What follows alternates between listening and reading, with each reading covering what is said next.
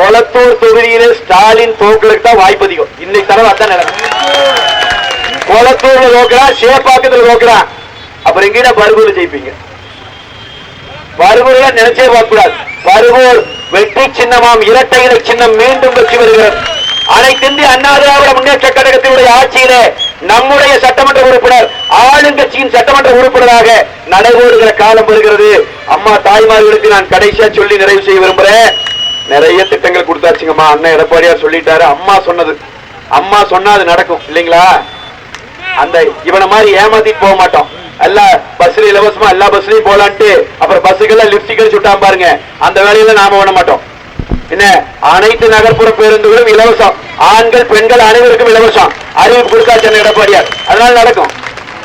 எல்லா திட்டங்களுமே நல்ல திட்டங்கள் நம்ம இன்னைக்கு கொண்டு வந்திருக்கிறோம். ஆனா தாய்மார்களுக்கு நான் சொல்றேன், இவன் கடைசி நேரத்தில் திமுக கார ஏதோன்னு சொல்லி ஏமாத்து வருவான். திமுக கார வந்தா கேட்க வேண்டிய கேள்வி ரொம்ப ஈஸி. சாதாரணமா கேளுங்க.